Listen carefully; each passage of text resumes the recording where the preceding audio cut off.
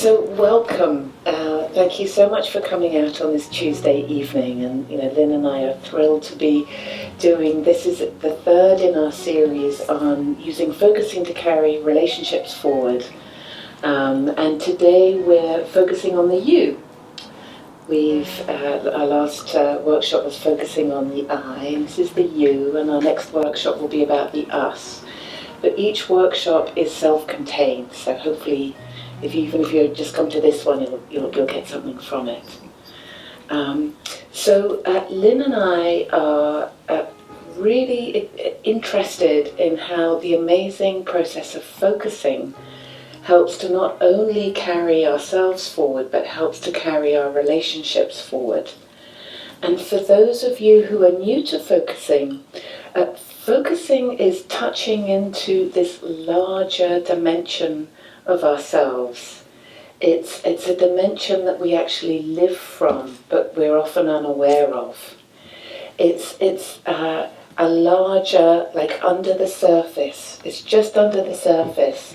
And it's something that we can feel, like if we sense in, it's palpable. We can feel it, but it hasn't yet come across the horizon line of awareness, so we don't understand it yet. It's just coming, it's just below the surface, just coming. And we often don't notice it because initially it's vague and fuzzy. It's this border zone between conscious and unconscious. It's only when we slow down and keep it company and start to feel into it and put images or words to the qualities that are there that it starts to lift out. And the amazing thing about this level in ourselves is that it talks back, that we can actually dialogue, we can have a conversation with this level in ourselves. And so in terms of our workshop, you can have a felt sense about anything. You can literally have a felt sense about anything. But for the purpose of our workshop, today we're going to be focusing on the dimension of the you in relationship. So you can have a felt sense of the I in relationship, your own felt sense of how it is to be with somebody. You can have a felt sense of the you, the other, in a relationship. And you can also have a felt sense of the us, the interaction that we're being together.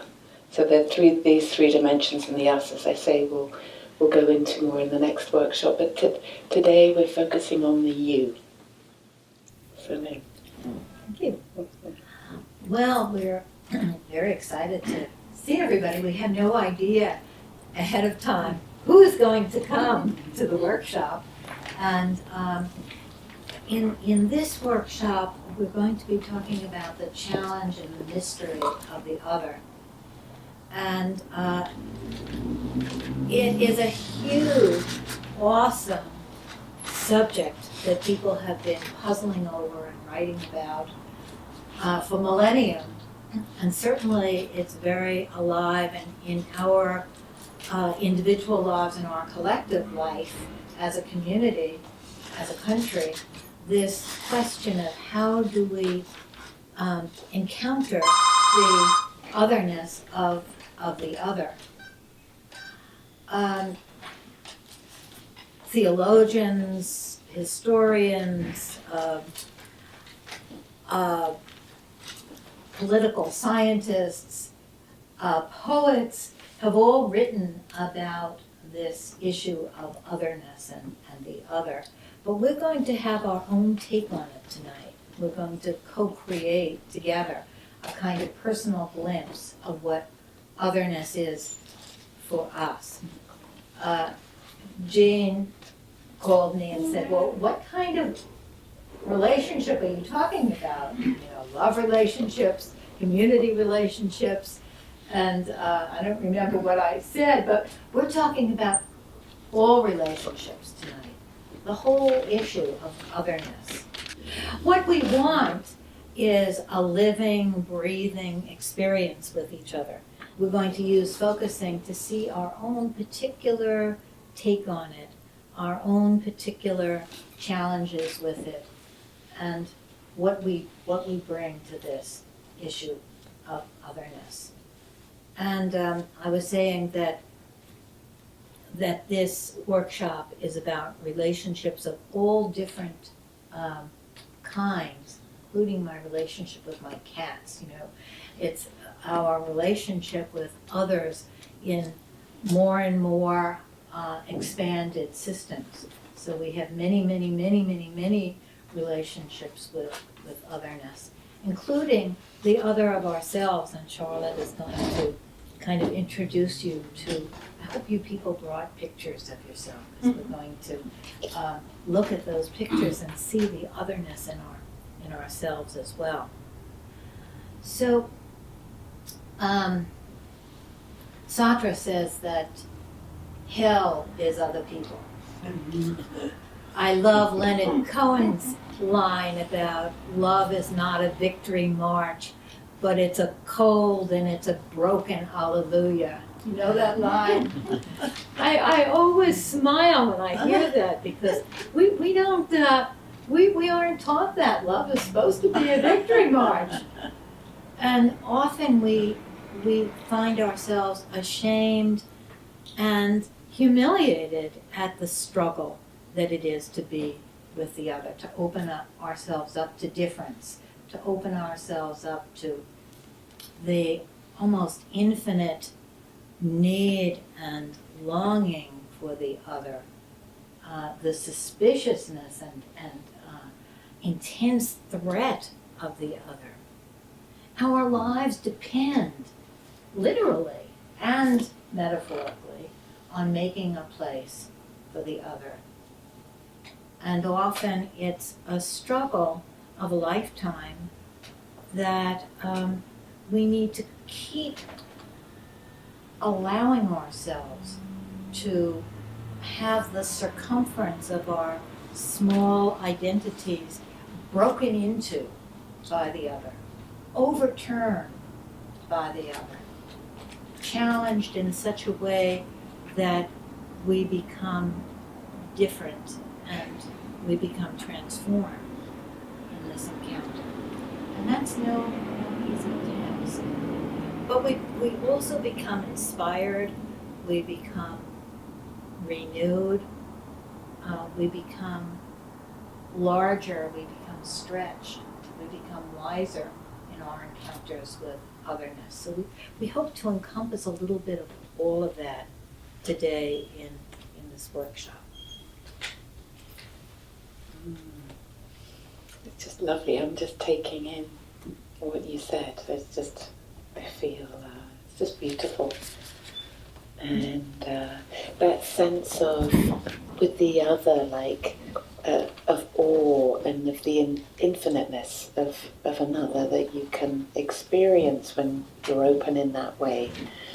And Jean has so many beautiful quotes. Jean talks about how, love isn't the sum of its parts. You don't love someone because of this and this. But when you love someone from the larger, from that bigger, larger realm in yourself. And then from that connection, from being opened by that connection, then you notice the this and the this about them.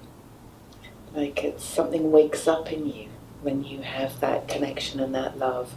And then you notice their intelligence and their smile, and it's not the individual qualities you're loving, but those qualities come once you open yourself, when you're opened in that larger way. It's like with these dating sites, you put down this list of you want someone who likes to go for walks and likes movies and all that kind of thing, and then you end up falling for someone who really doesn't kind of fit that description. And it's from this loving of this bigger, the loving from your heart and loving from your body, that isn't always rational, that's usually not rational, which is the mystery of the other and the mystery of ourselves. And I'd love to take you through an exercise and an experience together. We're going to look at some slides, some photos of faces, all different kinds of faces, people, animals, all kinds of beings that Lynn has very kind of lovingly put together. And so just wondering if we can be open maybe look with the eyes of wonder, the eyes of wonder, just allowing ourselves to be taken and be impacted and changed by the faces that we see. There's a lovely quote by Levinov. Oh, I forgot to say that quote. Yes. Here, maybe you can. Who says something about how the face of the other makes a claim on you. Is that right? This is a different one. Oh, yes. I think I've got face of the other makes a claim on you. Yeah, how the face of the other makes a claim on you. Isn't that just lovely? How the face of the other makes a claim on you. So beautiful. And Jean has another wonderful quote from Jean, is that the person is the one who looks from behind the eyes, who looks out from the eyes. Mm-hmm. Like that's the person in there is the one who looks from behind the eyes. And again, whether that's a human or a dog or a bird, there's a one in there, there's a being in there looking from behind the eyes. So we're thinking about how we are defined by these encounters with the surprise and amazement and sometimes the horror of the other. How can they be like that? What is wrong with them? What is going on here? Or, oh my God, how can they be like that? You know, it's that mystery of the other. So Levinas says, I am defined as a subjectivity, as a singular person, as an I, precisely because I am exposed to the other. It is my inescapable and incontrovertible answerability to the other that makes me an individual I.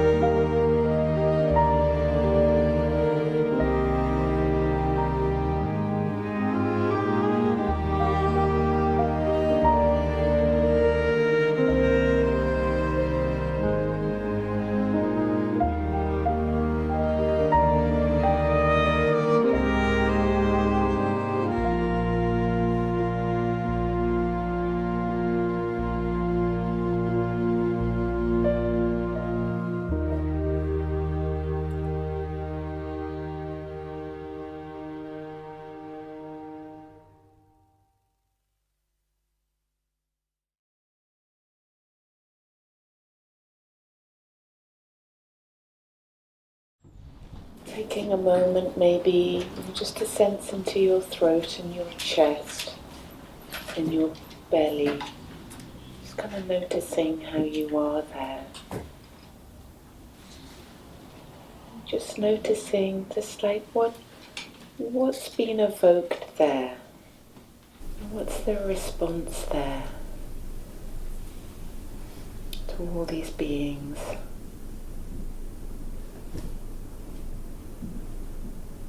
Just kind of noticing if there are any kind of feeling qualities there,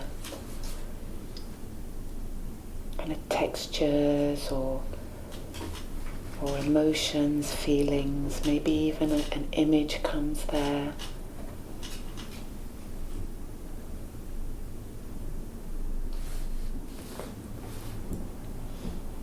Could even be the sense of a gesture, or maybe even a memory pops up here with what's evoked.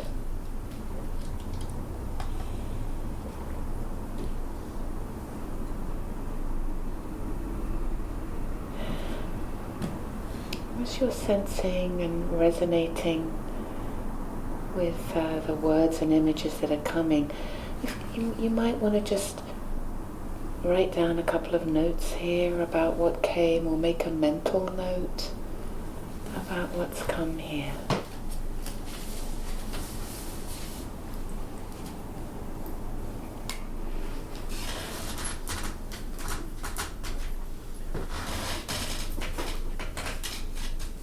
This sensing inside isn't just sensing inside a body, it's like there's a palpable feeling level in ourselves.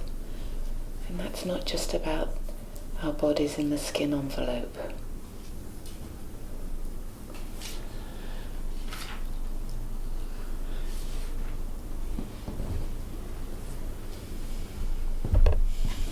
Just noticing that there.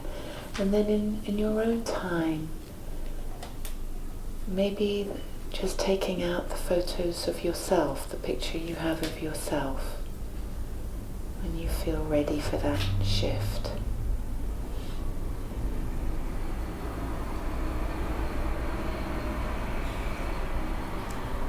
And if you don't have a photo of yourself, conjure one up in your mind. Because we all have images of ourselves that have been taken that are kind of quintessential feeling of, oh, that's me.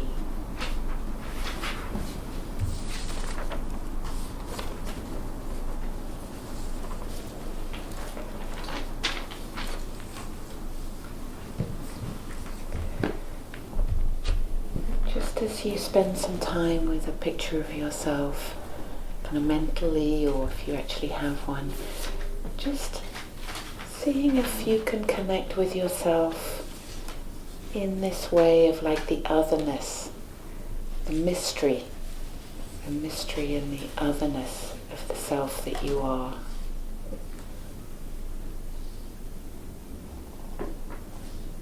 That self beyond categories and beyond time.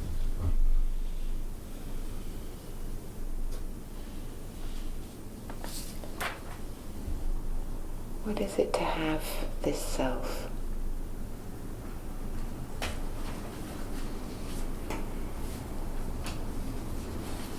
To really be with and relate with this self.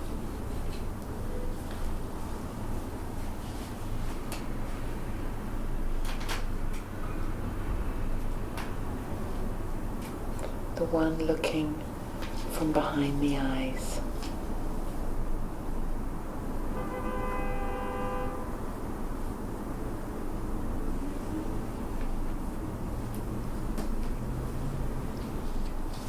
In the moment, letting yourself be claimed.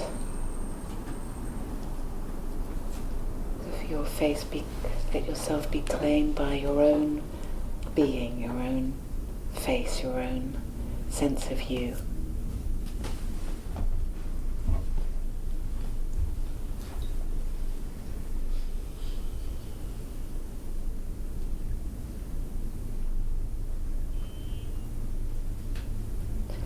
And then maybe just noticing what that evokes inside at this feeling level.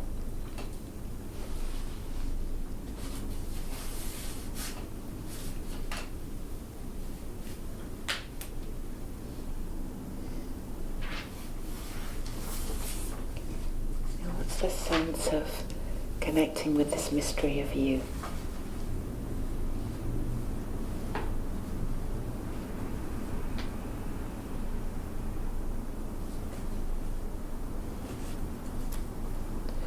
And there may be words or images that come,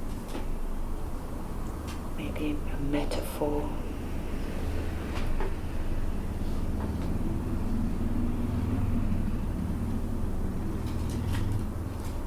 sense of movement or vibration.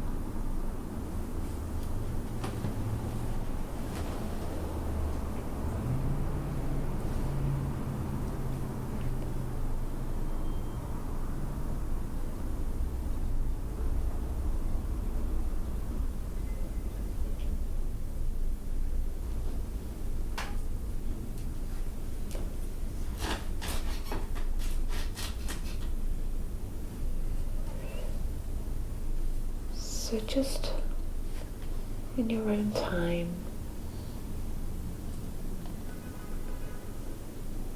maybe just coming back and sharing anything that came, either with the taking in of you or with the other faces.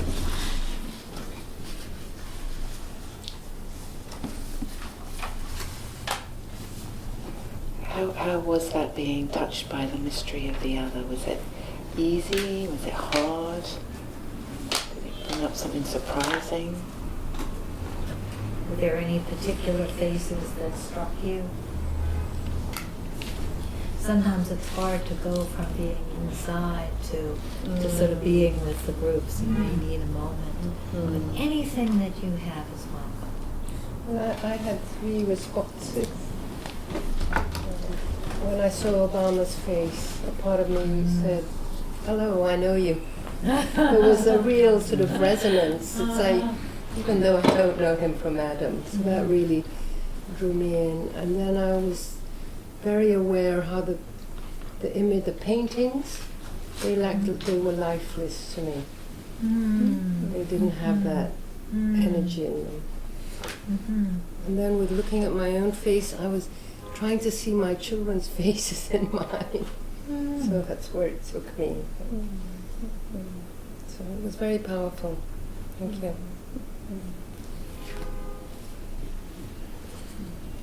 And the trying to see your children's faces, how was that? That was part of the mystery, you know. Pass on life and aspects and see my colouring in them. It was really very profound, and it was that felt sense took me there. It was not an intellectual thing. It was very moving. Do that like that intergenerational Yes. place and connection. The magic of life, you know, the mystery of life. Yeah, the magic.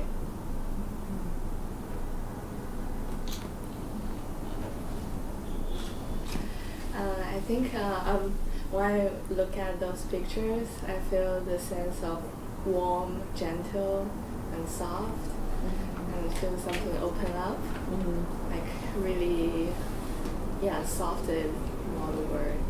And I feel I really want to hug them or touch them. I'm a really touchy person, so with that sound. And also, I suddenly feel like my boyfriend, because when he see those things like very cute or very warm, he would make that kind of sound. And like when I feel like inside I'm making that sound, and suddenly I feel like he is watching that through me. That's very interesting. And when I look at my own, like the immediate reaction is the part of me that is criticizing. It's like, oh, like your posture is not good. Like, oh, your leg is too fat. It's like, oh, I'm like, oh wow, totally different thing. Mhm. And when I heard the suggestion to see some mystery and otherness inside of myself, I suddenly like kind of something wake up and feel almost curious. It's like, wow, how I treat that person. Wow. And very like a surprise too.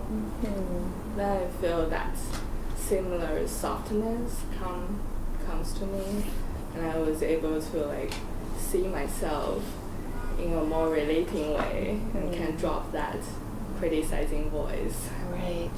It's like it kind of woke you up or opened those categories, Yeah. and that you were able to relate in the same way that you were relating with the other beings and other faces. And that's interesting that it was like your boyfriend was like looking and experiencing with you or through you. Yeah.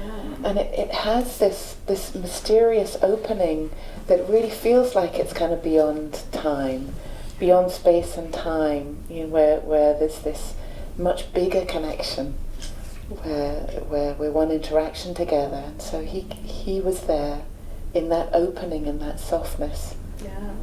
That's so neat. Thank you. Mhm. Yes, when I was looking at the faces, suddenly I had what surfaced for me was loving kindness kind of meditation, where I felt, you know, all these people love and heard, and even the little animal, like everything was like a loving, very similar to you. I felt a very deep connection to every face, and kind of like Richard, like if I knew them. And so I sensed just a loving compassion feeling, compassionate, open feeling in me. And I love that there was so much diversity, and I'm connected, you know, to animals a lot. So I have 2 dogs, and so it was nice to see animals there too, and to see their spirit. It was like if their spirit was within me. And so it was to transfer that loving kindness to my own picture. The picture I have is a picture I took, well, my husband took of me a long time ago, but I traveled to that period in time with the same loving compassion that I had for the others, for myself.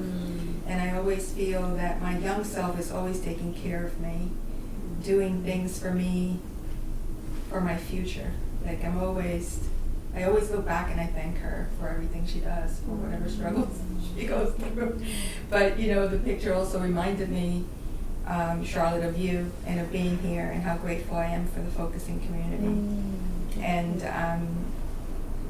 you know, seeing the picture reminding me of my times here in this particular room. You know, just deep gratitude for all of you.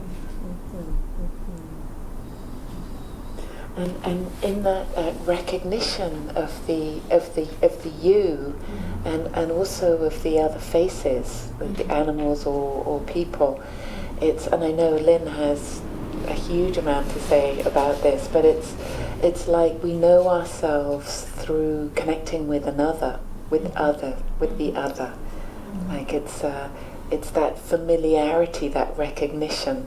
It's like a recognizing, a waking up of a part of ourselves. Yes. And I'm sure Lynn has a lot to say there, but that's what so attracts me to this work. Yes. That we know ourselves through our relationships, and we're relational beings. Lovely, thank you.